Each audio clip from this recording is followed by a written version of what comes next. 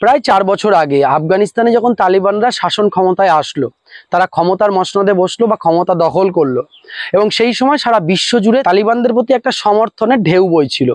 স্বাভাবিকভাবে ভারতবর্ষ কেউ কেউ বা অনেকেই সমর্থন দিয়েছিল যে আর যাই হোক, আমেরিকান সেনা এতদিন যে তালিবান শাসন করছিল, মানে আফগানিস্তান শাসন করছিল এবং আফগানিস্তানে মহিলাদের উপর অত্যাচার করছিল, আফগানিস্তানটা দখল নিয়েছিল, তাদের হাত থেকে অন্তত আফগানিস্তানকে রক্ষা করলো তালিবানরা ক্ষমতায় এসছে।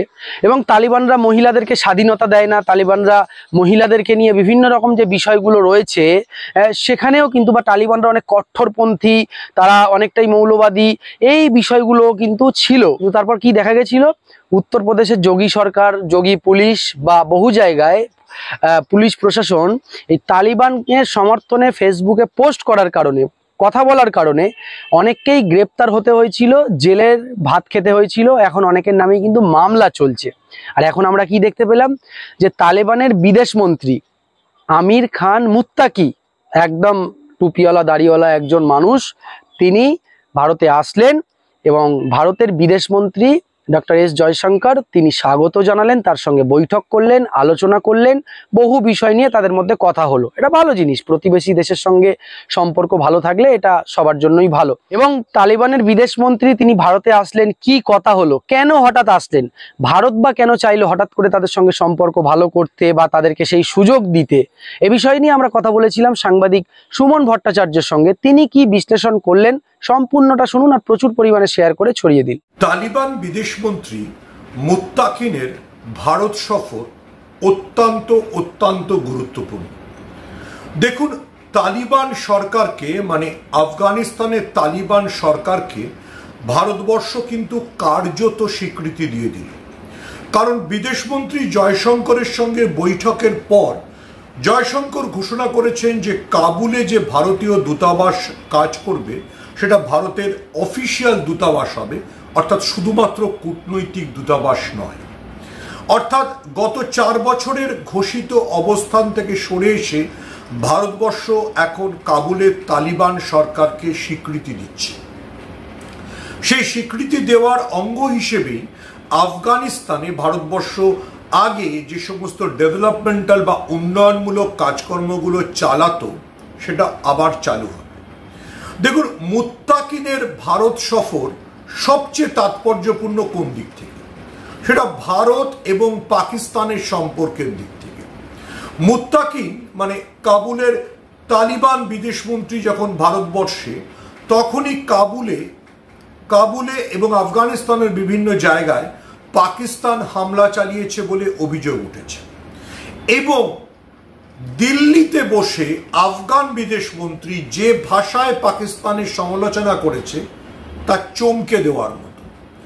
অবশ্যই এটা দক্ষিণ এশিয়ার রাজনীতিতে যাকে আমরা বলি রিজিওনাল ব্যালেন্স বা আঞ্চলিক ভারসাম্য, সেটা একেবারে পাল্টে দেয়। আফগানিস্তান যদি নয়াদিল্লির বন্ধু হয় তাহলে পাকিস্তান চাপে পড়বে, শুধু পাকিস্তান না, আমেরিকা চাপে পড়বে। এবং এতদিনের নরেন্দ্র মোদী সরকারের যে তথাকথিত হিন্দু রাষ্ট্রদর্শন, তার থেকে কমপ্লিট শিফট হয়ে যেটা নেহেরু ইন্দিরা গান্ধীর সময়ে ছিল সেটাতে আমরা ফিরে গেলাম। কেন আমি এই কথা বলছি? দেখুন, ভারতের সঙ্গে আফগানিস্তানের সম্পর্ক ভালো হওয়া মানে আফগানিস্তানের পরে রয়েছে ইরানের কিছু পরেই রয়েছে রাশিয়া, অর্থাৎ একটা বিস্তৃত ভূখণ্ড, বিস্তৃত। আপনি ভেবে দেখুন, ভারতবর্ষের সাথে আমেরিকার সম্পর্ক এখন তিক্ত, আফগানিস্তানের সাথে আমেরিকার সম্পর্ক তিক্ত, ইরানের সাথে আমেরিকার সম্পর্ক তিক্ত, তারপরে মধ্য এশিয়ার যে দেশগুলো রয়েছে অর্থাৎ কিরগিজস্তান, উজবেকিস্তান, কাজাখস্তান, সেগুলোর সাথে আমেরিকার সম্পর্ক খুব ভালো না, তারপরেই রাশিয়া। ফলে একটা বিস্তীর্ণ অঞ্চলে আমেরিকার প্রভাবের বাইরে চলে গেল। এটা ডোনাল্ড ট্রাম্পের জন্য যতটা উদ্বেগজনক, ততটাই মার্কিন পররাষ্ট্রনীতির জন্য গভীর উদ্বেগজনক। আবারও আমি রিপিট করি, ভারতবর্ষ, আফগানিস্তান, ইরান, রাশিয়া যদি এক অক্ষে চলে আসে তাহলে আমেরিকার জন্য চ্যালেঞ্জ, এবং আমেরিকা আমাদের ঘোরতর শত্রু, ভারতের ঘোরতর শত্রু। আসিফ মুনিরের পাকিস্তানের সঙ্গে যে বন্ধুত্বপূর্ণ সম্পর্ক তৈরি করেছিল তার চ্যালেঞ্জের মুখে পড়ে যাবে। তালিবানদের সঙ্গে আমাদের সম্পর্কের আরো অনেকগুলো ব্যাখ্যা আছে, আরো অনেকগুলো আসপেক্ট আছে। এক নম্বর আসপেক্ট হচ্ছে যে আফগানিস্তানে তালিবানরা মহিলাদের উপর যে নিপীড়ন বা মহিলাদের উপর যে দমনপীড়ন চালায় তার কি হবে তা খুব পরিষ্কার নয়। শুক্রবার মুত্তাকিনের দিল্লির সাংবাদিক সম্মেলনে কোনো মহিলা সাংবাদিককে ঢুকতে দেওয়া হয়নি। এগুলো অবশ্যই উদ্বেগজনক ঘটনা, কিন্তু তালিবানরাও বদলাচ্ছে, আর সেই তালিবানরা চায় যে ভারতবর্ষ আফগানিস্তানে ইনভেস্টমেন্ট করুক বা বিনিয়োগ করুক। দেখুন, ভারতবর্ষ এবং আফগানিস্তানের মধ্যে সম্পর্ক খুব পুরনো।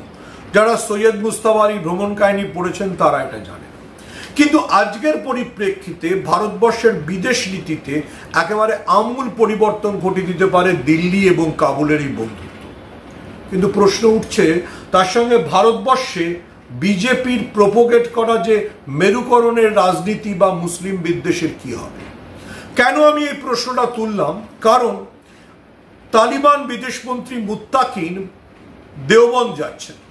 দেওবন্দ হচ্ছে মুসলিমদের জন্য সবচেয়ে গুরুত্বপূর্ণ একটি শিক্ষা কেন্দ্র। দেওবন্দ উত্তরপ্রদেশে পড়ে, যে উত্তরপ্রদেশে যোগী আদিত্যনাথ গত কয়েক সপ্তাহে মুসলিমদের উপর দমনপীড়ন নামিয়ে এনেছেন শুধুমাত্র আই লাভ মুহাম্মদ লেখা সাইনবোর্ড বা পোস্টারের জন্য।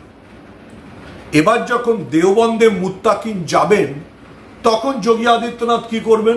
তিনি কি মুত্তাকিনকে বলতে পারবেন? ওনার সাহস হবে যে এটা বলার, যে আই লাভ মুহাম্মদ বলা যাবে না? মুত্তাকিন তো দেওবন্দে দাঁড়িয়ে আই লাভ মুহাম্মদই বলবে। তালিবানরা তো একটা ইসলামী ধর্মাবলম্বী রাজনৈতিক গোষ্ঠী। আগে আমরা সন্ত্রাসবাদী গোষ্ঠী মনে করতাম, কিন্তু এখন দিন বদলের পর সেই তালিবান সশস্ত্র গোষ্ঠী আমাদের কাছে রাজনৈতিক শক্তি। আচ্ছা, এটাও মনে করিয়ে দেওয়ার যে যোগী আদিত্যনাথ তো বদলালেন, নরেন্দ্র মোদীর কি মনে পড়বে 2021-এ তালিবানরা ক্ষমতা দখলের পর কাবুল থেকে ভারতীয়দের ফিরিয়ে আনার জন্য যে উদ্ধার কার্য হয়েছিল সেটাকে তিনি কি ধর্মীয় মোড়ক দিয়েছিলেন? অপারেশন দুর্গা শক্তি। নরেন্দ্র মোদী তখন যে হিন্দু জাতীয়তাবাদের সেলসম্যান হিসেবে কাজ করছিলেন সেটা তো একেবারে 180 ডিগ্রি ঘুরে গেছে। এখন ভারতবর্ষের আমেরিকার মোকাবিলায় ভারতবর্ষের প্রধানতম বন্ধু, এগেন আই রিপিট, প্রধানতম বন্ধু ইরান এবং আফগানিস্তান, এবং হয়তো পশ্চিম এশিয়ার খুব গুরুত্বপূর্ণ দেশ কাতারও। তো আমাদের বুঝতে হবে যে পশ্চিমবঙ্গে শুভেন্দু অধিকারীরা যদি বোঝেন যে ওনাদের মুসলিম বিদ্বেষ নরেন্দ্র মোদীর কাছে আর বিন্দুমাত্র গুরুত্ব পায় না, যোগী আদিত্যনাথের আই লাভ মুহাম্মদের বিরুদ্ধে দীর্ঘ রাজনৈতিক বক্তৃতা, দমনপীড়ন নরেন্দ্র মোদীর কাছে গুরুত্ব পায় না, মুত্তাকিন দেওবন্দে গিয়ে আই লাভ মুহাম্মদ 100 বার বলবেন, কি করবেন যোগী আদিত্যনাথ? আন্তর্জাতিক রাজনীতির বাধ্যবাধকতায় ডোনাল্ড ট্রাম্পের গুতোয়, পাকিস্তানের আসিফ মনিরের গুতোয় এখন আফগানিস্তান আমাদের পরম মিত্র। যে আফগানিস্তান মুসলিম মৌলবাদের জন্য কুখ্যাত ছিল, যে তালিবানরা মহিলাদের সমানাধিকার দেয় না, সেই তালিবান বিদেশমন্ত্রীকে ডেকে নয়াদিল্লিতে মহা আপ্যায়ন করা হয়েছে, লাল গালিচা বিছিয়ে দেওবন্দে নিয়ে যাওয়া হচ্ছে। এটাই রাজনীতির বাধ্যবাধকতা। জয়শঙ্কর এটা করেছেন নিশ্চয়ই নরেন্দ্র মোদীর নির্দেশে। ফলে যোগী আদিত্যনাথকে বুঝতে হবে ওনার মেরুকরণের রাজনীতি আই লাভ মুহাম্মদ বললেই উত্তরপ্রদেশে ধরপাকড়, নির্যাতন, প্রতিবাদ মিছিলের উপর পুলিশের আক্রমণ, এই সব কিছু বন্ধ করতে হবে। এবং শুভেন্দু অধিকারীকেও বুঝতে হবে যে ওনার মুসলমান বিদ্বেষ আর বিকোচ্ছে না। নরেন্দ্র মোদী জয়শঙ্করদের কাছে তো বিকোচ্ছেই না। বড় বালাই, সে বালাই পাকিস্তানকে রুখে দেওয়া, সে বালাই নোবেল না পেয়ে ক্ষুব্ধ ডোনাল্ড ট্রাম্পকে রুখে দেওয়া। ডোনাল্ড ট্রাম্প ভারতবর্ষের বাণিজ্য, ভারতবর্ষের অর্থনীতিকে তছনছ করে দিতে চান।